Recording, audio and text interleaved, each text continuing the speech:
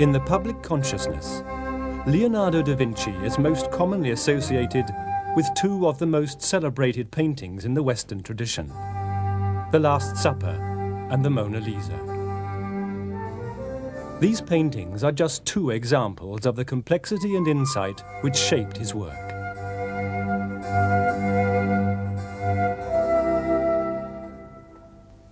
Born in 1452, he was the consummate Renaissance man. Painter, sculptor, scientist, engineer and thinker, Leonardo's undoubted genius enabled him to evade the restrictions which a single discipline would impose.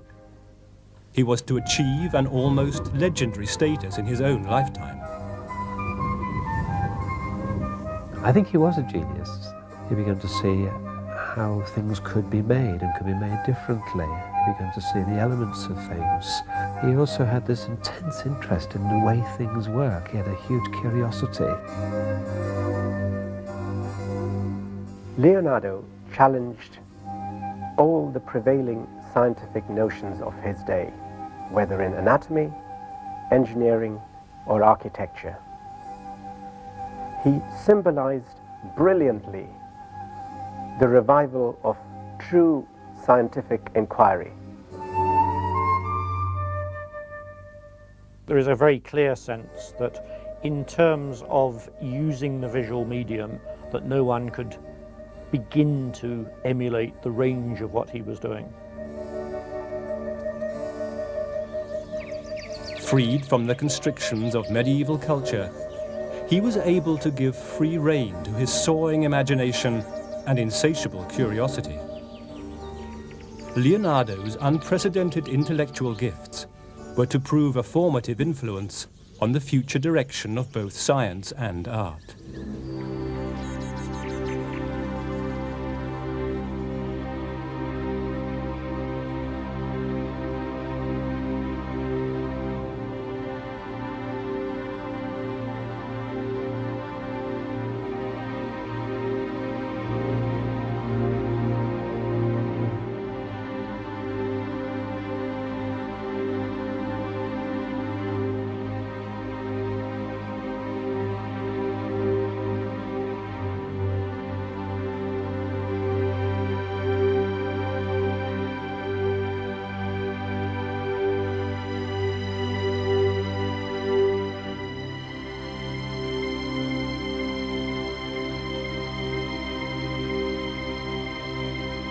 Leonardo was born in Vinci, a small town in Tuscany.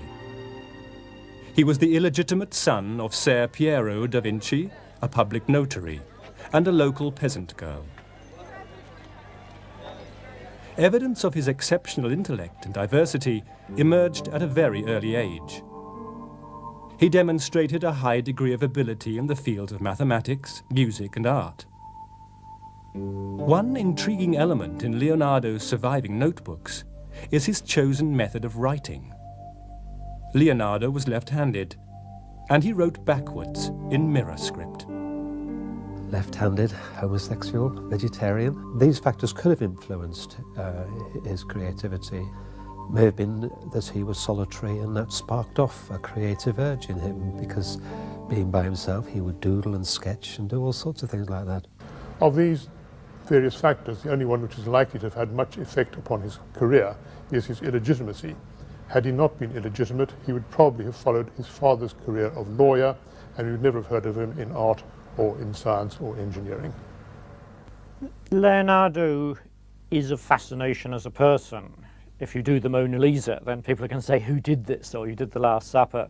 So people latch on to these little biographical snippets. But if you read his notebooks, they are extraordinarily impersonal. He didn't put himself into the notebooks. Michelangelo, his contemporary, the great sculptor, wrote poetry, which was deeply revealing, and he wrote wonderfully personal letters. With Leonardo, he's aiming not to give that sort of insight. I think he's rather a private man.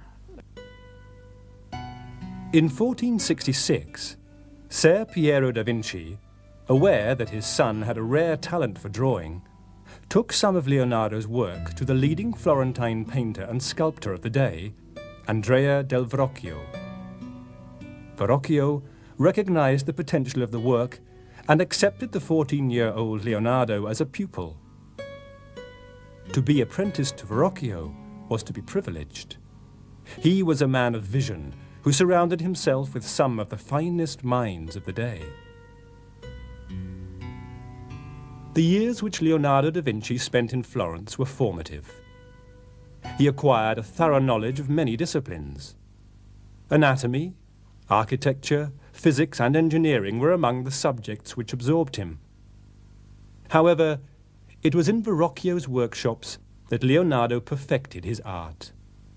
He experimented with colours, explored the laws of perspective, and studied the subtleties of light and shade. As an apprentice, Leonardo assisted in the completion of commissioned paintings. In Verrocchio's The Baptism of Jesus, Leonardo painted a single figure, a kneeling angel. It was this figure which demonstrated the style which was to influence high Renaissance classicism. In 1481, Leonardo was invited by the monastery of San Donato to paint an altarpiece, The Adoration of the Magi.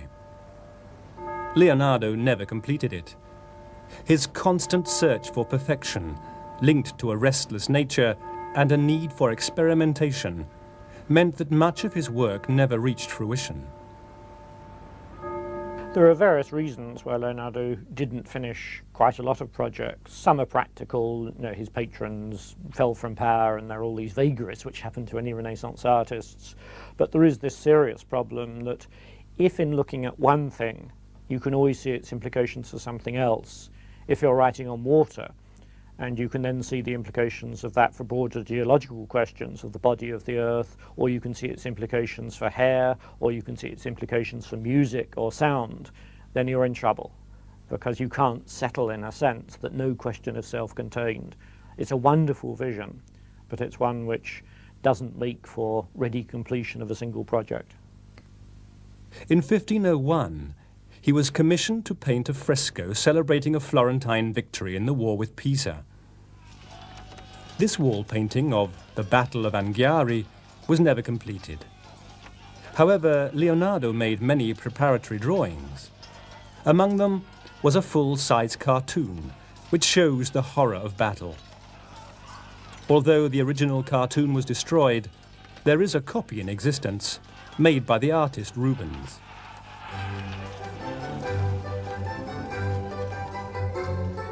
Perhaps the most memorable aspect of his work is his ability to capture the subtle emotions which reveal the innermost processes of the mind.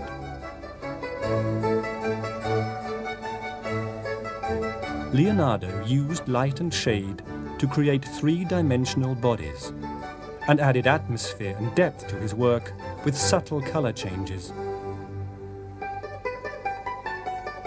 The Last Supper reveals the psychological isolation of Judas.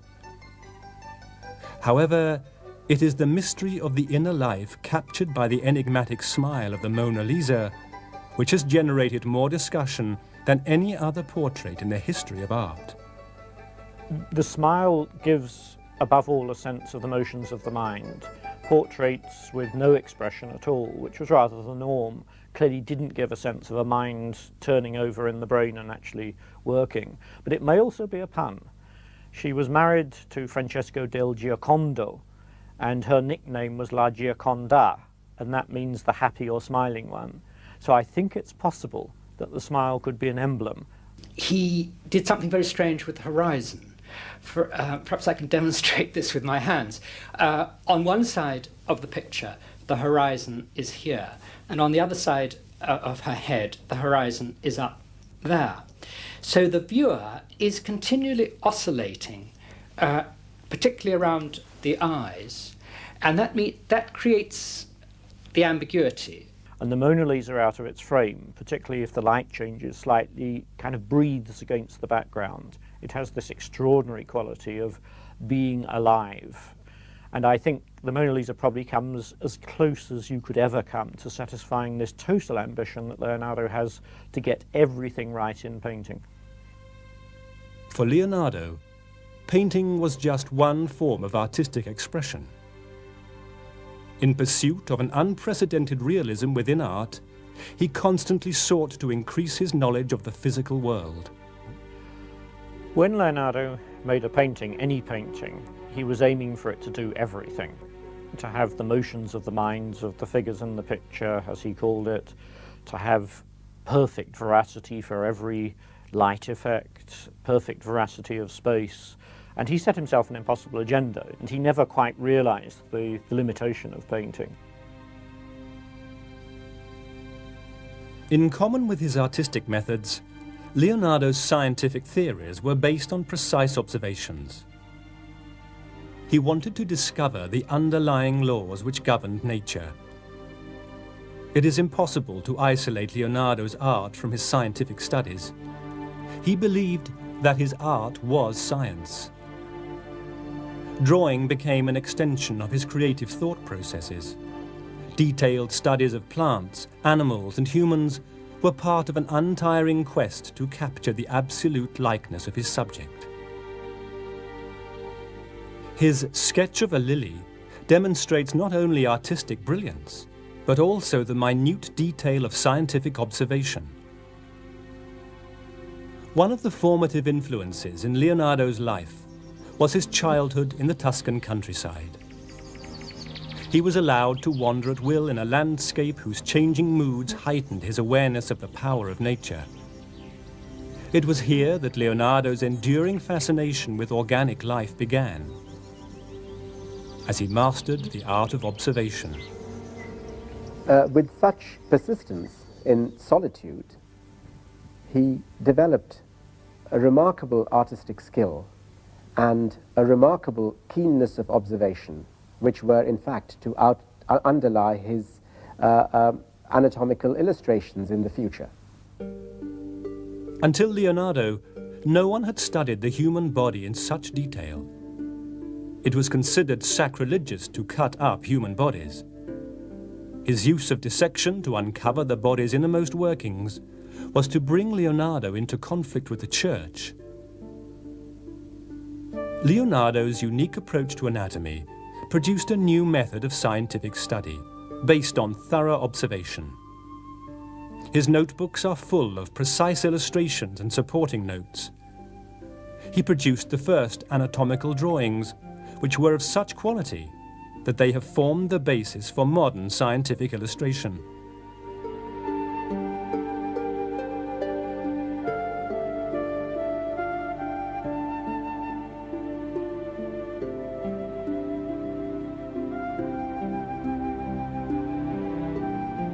As a medical historian, one would say that his important contributions to anatomy were the concept of sectional anatomy of the limbs, whereby anatomy was perceived in horizontal sections of the limbs.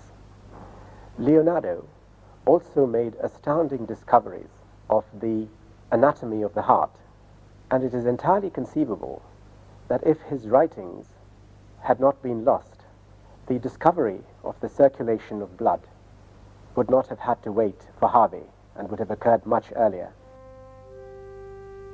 Leonardo was able to unify areas of study which had previously been seen as distinct. Through his studies of the human form, which encompassed both the external and the internal, Leonardo produced figures of remarkable realism. His drawing, The Proportions of the Human Figure, not only expresses the precision of his anatomical studies, it visually blends together mathematics and nature. Leonardo recognized that written explanations of complex issues could prove obscure. He knew that it was his drawings which would most effectively convey knowledge. Art became a method of communicating science.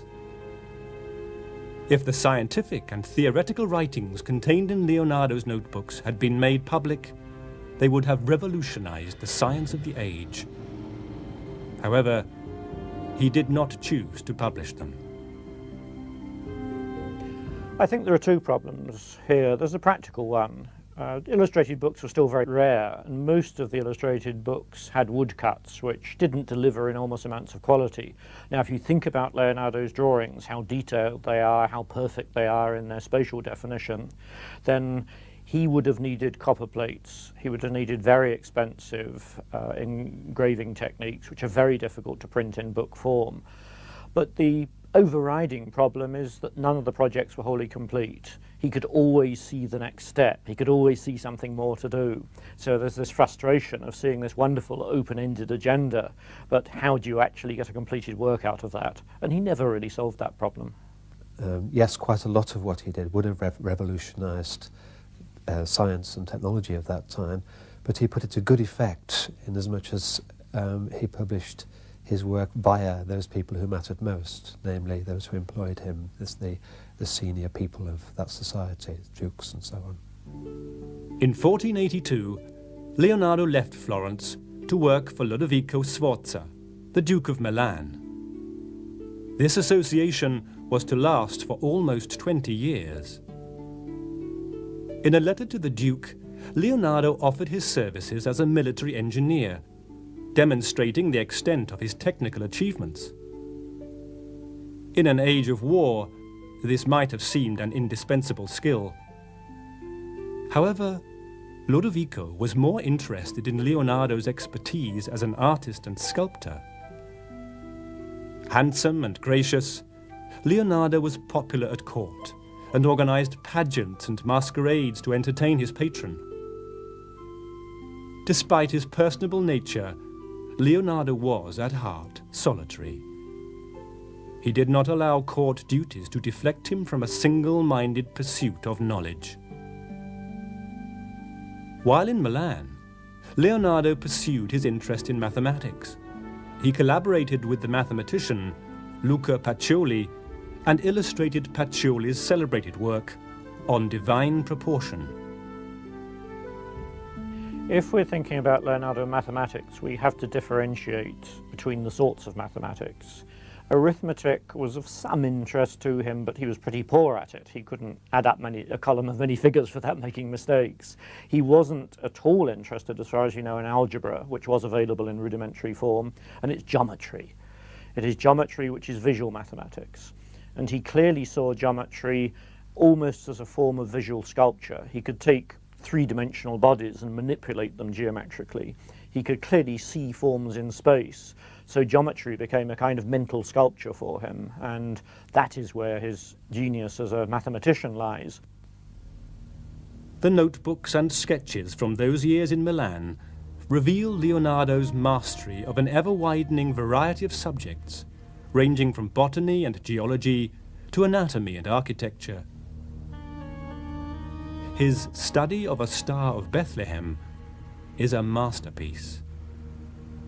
It conveys not only the sense of movement and vitality which Leonardo always tried to capture, but also a degree of detail which is almost microscopic. He understood the effects of sunlight and gravity on plant growth. He discovered that it was possible to determine the age of plants and trees by studying their structure.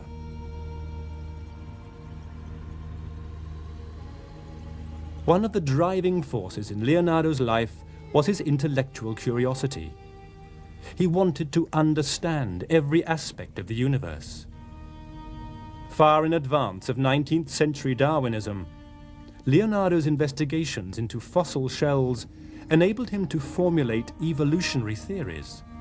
Leonardo was enormously interested in the Earth as a living body. He called it the body of the Earth, and he thought it had undergone enormous changes over time. Now, he saw that there were fossils on mountains, but for a variety of reasons didn't think a single deluge, the biblical deluge of 7 days and 7 nights, could get slow-moving creatures up that high. And they were clearly alive on the mountains as he saw them. So there are a whole series of arguments like that. And he came to the conclusion that there must have been multiple inundations, and the Earth must have been submerged, and it's been subject as a kind of living body to huge changes over a period of time. Now, these ideas were not absolutely revolutionary, but had they been published, I think they would have caused something of a scandal. Leonardo's power of observation, when linked to his soaring imagination, was an invaluable tool in the many and various roles he adopted. In his own time, Leonardo was well known as an architect and sculptor. His architectural drawings include designs for the dome of Milan Cathedral.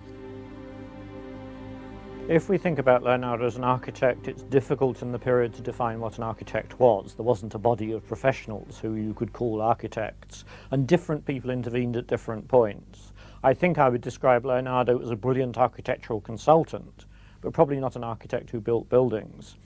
And his great quality as an architect was he could see space in a particular way. It's the same way he treated geometry. It was a form of spatial sculpture. And I think nobody had, at that period, a clearer vision of a building as a way of sculpting space, of shaping space. And his drawings reflected that. And he had enormous impact upon Bramante, the man who built St. Peter's, or started St. Peter's. And that great, massive building, full of space and full of volume, is very much a product of the kind of vision he pioneered. Although none of Leonardo's architectural plans were ever realized, the skill and imagination they reveal is remarkable. Leonardo's scheme for palaces and roads at various levels had a practical purpose. In an age of recurring plague, this drawing was his design for a new and healthier Milan. Leonardo envisaged a city of space and light, intended to prevent the spread of disease. This model city was on 2 levels. The upper level was to be pedestrianized, while carts and carriages, which formed the traffic of the day, were restricted to the lower level. Leonardo's notebooks indicate that he fulfilled a series of minor commissions for Lodovico. However, one major commission was a memorial to Francesco Sforza, the father of Lodovico. The memorial, which was destined never to be completed, was to be a colossal equestrian statue, cast in bronze. In preparation, Leonardo created a full-scale clay model. Its power and beauty were widely acclaimed. Leonardo's interest in animals was quite patchy in a way. He never followed what we would call zoology. That science didn't exist at the time.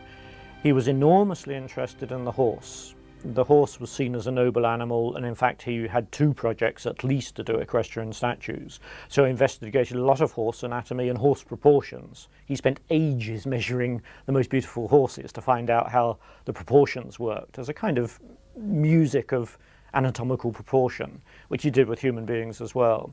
He seems to have dissected a bear, certainly a bear's foot. He was very interested in animal movement. There wasn't a systematic campaign of zoology, and he wasn't interested in classification, essentially. So he had patches where he got suddenly involved with it, but it is the horse, and he is described as having done a book on horse anatomy, not a finished book, but a manuscript on that subject, now lost, but we've got some drawings to show what he did in that area. So he really was, I think, effectively in zoology, a specialist in animal motion, and a specialist above all in the horse. Leonardo's interest went beyond the scientific. He had a love for all animals and birds. He bought caged birds in order to set them free.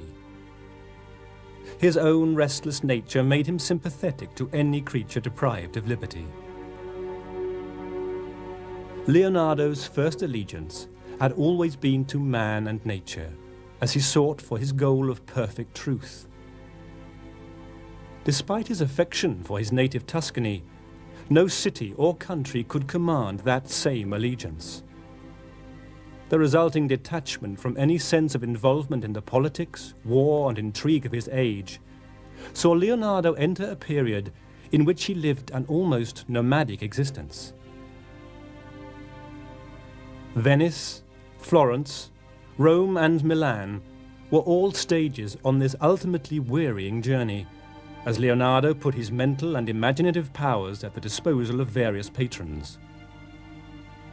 In 1502, he made the controversial decision to enter the service of the treacherous Cesare Borgia.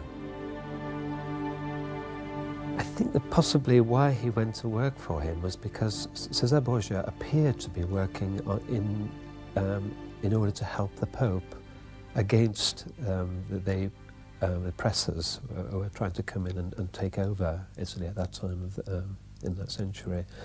And Leonardo would naturally want to go and help in that. However, when he was working for Cesare Borgia, he discovered that he wasn't a very nice person at all to work with. Indeed, it's rumoured that he actually raped one of the ladies who belonged to his former employer. Cesare's enterprises began to fall apart. He was betrayed by some of his own captains. He became ill. So I think it was a short-lived episode, but Leonardo was always looking for a patron who would basically give him a kind of research contract, looking for a patron who would support his interests across the board. And Cesare, for a time, was a very magnetic figure, seemed to promise that, but it fell apart. In the service of Cesare, Leonardo was able to demonstrate his ingenuity. He made plans to drain marshes, designed canal systems, drew maps and designed fortifications. However, Leonardo was unable to maintain his intellectual detachment in the face of Cesare's murderous nature, and he left his service in 1503.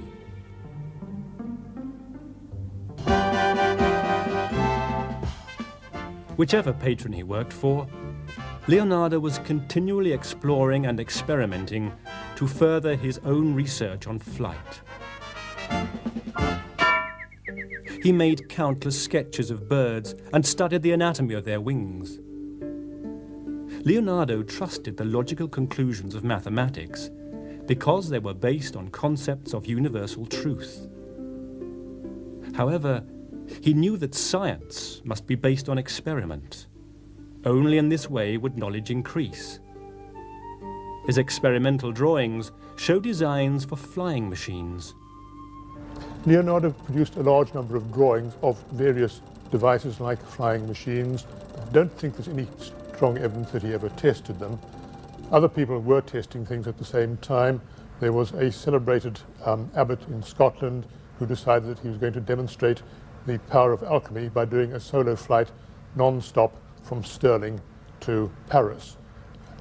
He got as far as the first 100 yards and he fell down and broke a leg.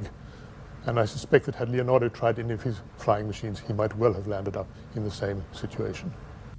When we think about Leonardo's flying machines, I think there are two phases that we have to look at. One is when he was thinking of flapping machines and essentially imitating a bat or a bird's wing. I'm pretty certain that he then concluded, as a result of tests or thinking about it, that there simply wasn't the power in man's frame to drive that huge machine. And the later ones come very close to what we would call hang gliders. He was thinking then of gliding systems with the wings and tail used for steering purposes. The one that was most likely to fly, I think, wasn't actually one that he most liked. He rather liked the bird's idea of flapping wings and so on, but he got that wrong, I think. The one that really would have worked, I think, was the helicopter, because he had a mechanism, and that mechanism, once he could find a way of moving it other than human power, could possibly have worked. His design evolved from flying machines to other devices intended to be used after flight had been achieved. One of his drawings is of the world's first parachute. It was to be many centuries before other inventors introduced similar life-saving devices. Leonardo was fascinated by the elements. He was obsessed with the power and movement of both air and water. His series of drawings, The Deluge, which are almost abstract in form, show a raging sky and torrents of swirling water. For Leonardo, the properties of air and water were similar. Just as clouds were supported by air, so water supported anything that floated on its surface. He saw flight as comparable to swimming. Leonardo brought his acute power of observation to bear on his studies of hydrodynamics. In the process of his research, he discovered the effect of the moon on tides. Leonardo did interesting drawings of the flow of fluids. This was, I think, largely because he was very interested in anatomy and in biology and perhaps in the flow of blood through the body. He wasn't able to take this work very far. He was 200 years before anybody was really in a position to do very much in the way of hydrodynamics. Just as Leonardo believed that man would fly, his drawings demonstrate a desire for man to master the sea. He experimented with buoyancy and invented ski-like shoes for walking on water. Leonardo's sketch of the first lifebelt anticipates exactly the design evident on ships today. There is evidence that Leonardo invented a system for supplying air to a man underwater. He is believed to have destroyed the details of this device because he recognized the potential for its abuse by the evil nature of men. Leonardo's study of hydrodynamics drew him further into the field of pure technology. Much of Leonardo's reputation for technical innovation rests on his work as an engineer and inventor. Leonardo lived in an uncertain, violent age. Renaissance Italy was constantly at war. Racked by internal disputes, she was also under threat from other states. During the Renaissance, it was usual for craftsmen and artists to be familiar with weaponry. Both Giotto and Michelangelo drew plans for the fortification of Florence.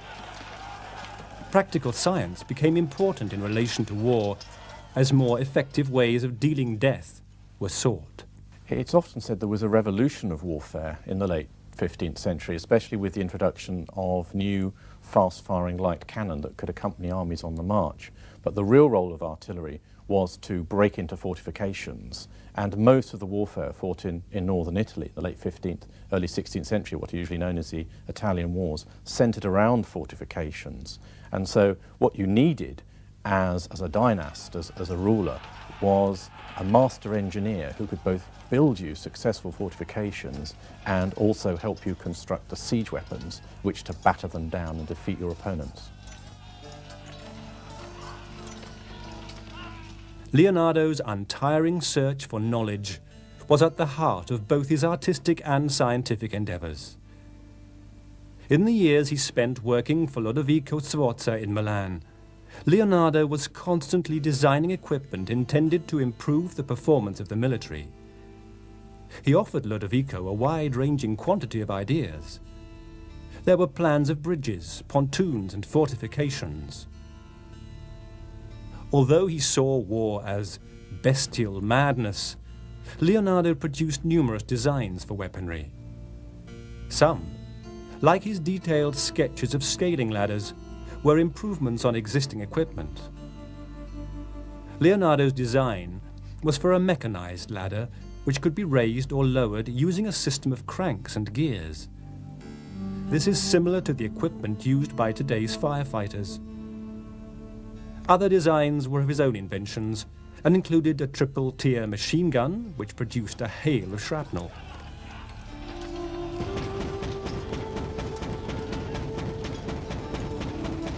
There were also hand grenades and exploding mortars.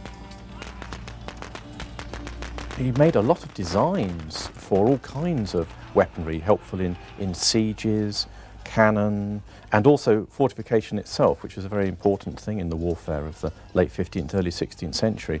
I think we have to say that most of his designs never really came to fruition, and so probably weren't used in Ludovico's wars in the ways that he hoped they had been. On a larger scale, Leonardo designed a covered armoured car, which had breech-loading guns. It was intended to be powered by hand cranks. This was the forerunner of the modern tank. It was not until the 20th century and the First World War that tanks were introduced into battle. I think you have to say that his tank was impractical. I mean, it's sad to say because it's a fantastic design. It's got cannon firing on all sides, and there's also a cutaway diagram showing how it was to be powered. But it wasn't really until the late 18th century when they had the steam-powered cars, or really properly until the late 19th century with the development of the internal combustion engine, that you could ever create anything like the modern 20th century tank. So it had to remain a fantasy for his own day. Leonardo's exceptional intellect and soaring imagination produced a constant stream of inventions. Their unique nature placed many of them beyond the technical abilities of the age. There's the paradox that a lot of the things he actually did are not recorded in drawings because they're on-the-site activity. And we shouldn't underrate the extent to which he did that. But the drawings, in a sense, are a kind of fantasy warfare which is deliberately aiming for style, for vision, to convince the patron, and when the patron's got the manuscript, for the patron to have something which is looks incredibly advanced, very stylish and incredibly wonderful. I think Leonardo put a lot of his mechanical inventions to very good use, particularly in the area of the military applications, because he was employed for that particular purpose. And he certainly wouldn't have been kept in that employment if the things he invented didn't work. Not all of Leonardo's designs for a time of war were offensive weapons, restricted only to a military purpose. Some, like Leonardo's design for a rotating bridge, may have originated as methods of fortification, but had a wider potential. This bridge, which could be swung across a river and back again, was a feat of engineering which demonstrated Leonardo's technical skill. One of his other bridge designs was for a two-level bridge. This adopted the same principle as Leonardo's plan for a model city. It used different levels to separate pedestrians and traffic. The type of framework which Leonardo designed for this bridge is identifiable in bridges built since the 19th century. He clearly understood the way in which stress and materials could be used and assembled, because the structures that he created could easily be swung into position, so he could build the bridge very quickly on land. This was extremely important. It's something which was very uncommon at that time. In 1514, Leonardo was in Rome.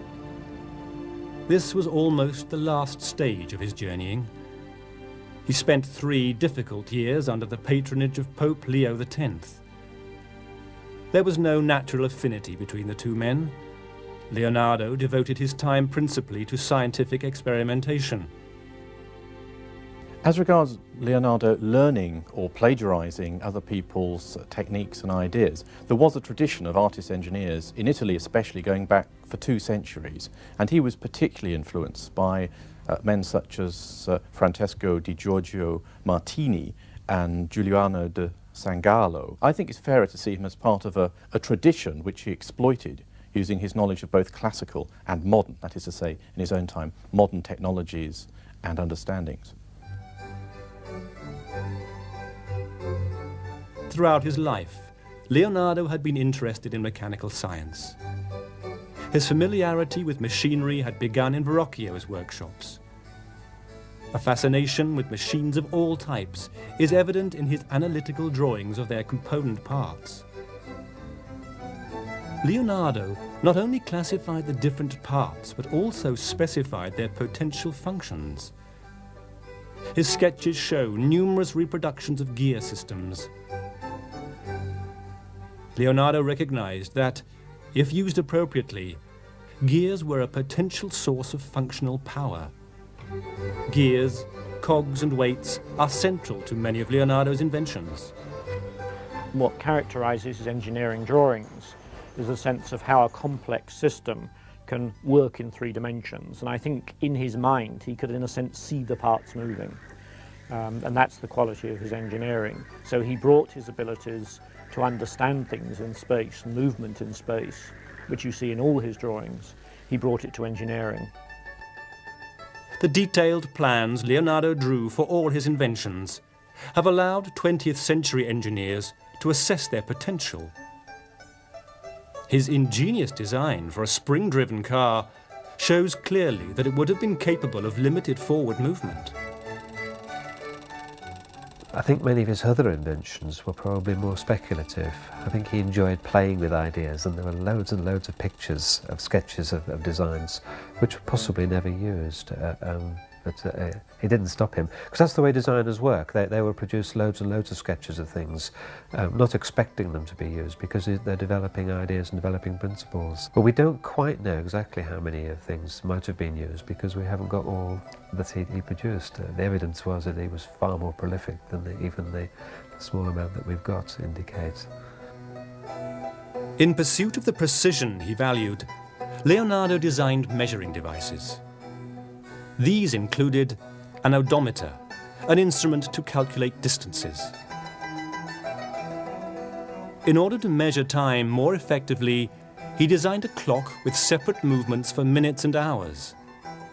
The clock was powered by gears and weight-driven mechanisms. Many people were beginning to experiment with the idea of using a spring. Now, the difficulty with a spring is that when you wind it up, it will have its maximum force when it's fully wound. And as it unwinds, the force available goes down exactly in proportion to the amount of time it spends. So what Leonardo devised was a way in which, as the force went down from the spring, so he applied the lever principle or gearbox principle to multiply it back up again.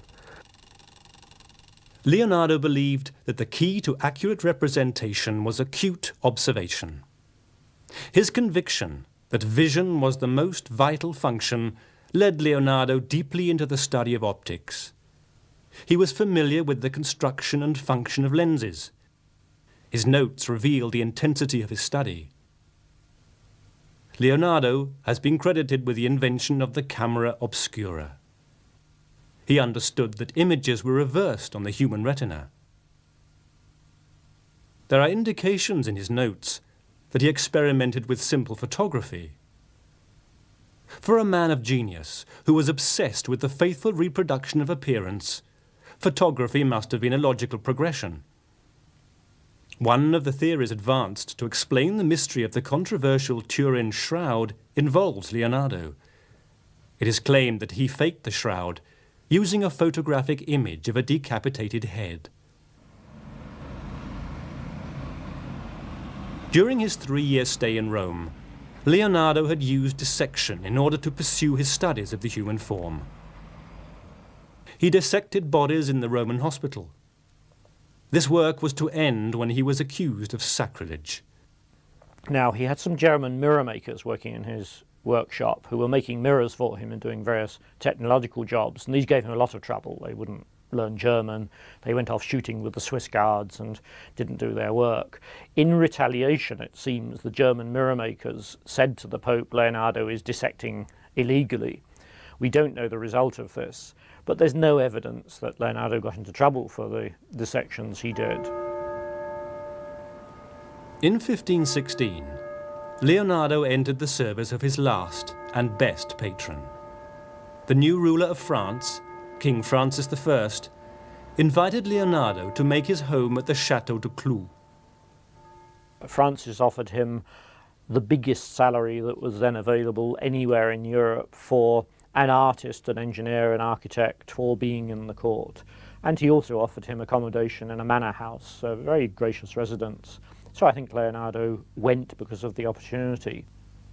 The king made no demands on a man he saw as the intellectual and artistic giant of the age. He simply wanted the pleasure of Leonardo's conversation.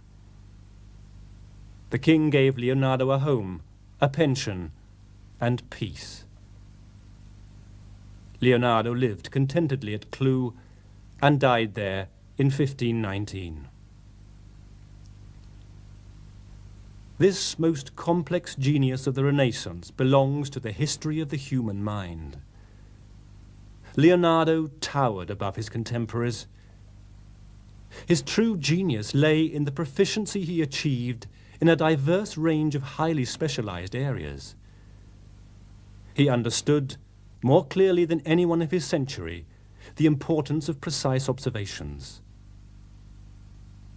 Leonardo's endless search for knowledge was both his triumph and his tragedy. He failed to complete artistic projects when other avenues of study opened up. His notes were never made public in his lifetime, and his discoveries lay hidden for centuries.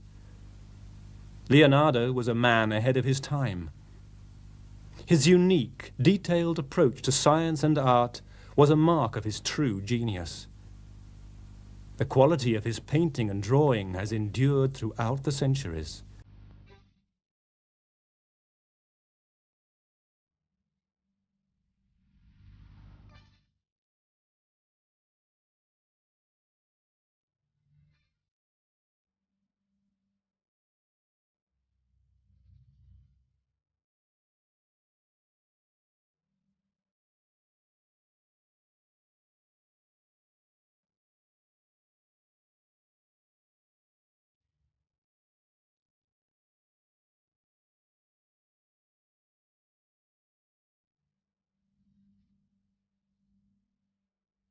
If you regard genius as the ability to innovate, to think on far wider parameters than any of your contemporaries, to essentially have a leap of the imagination beyond anyone around you, then yes, he was a genius. It is truly remarkable that an essentially self-taught person, without any claim to a formal education, could have accomplished so much in so many disparate fields in a single lifetime. No one had a broader feeling for the complete texture of the world and human beings as dynamic living systems, and could express that in visual form. I think the great genius lies in the drawings, in the notebooks, and in this vision. And no one had a greater sense as to how the visual medium, drawing, could convey this vision of universal science, of universal knowledge. When Leonardo died, his friend Francesco Melzi wrote, "The loss of such a man is mourned by all, because it is not in the power of nature to create another such."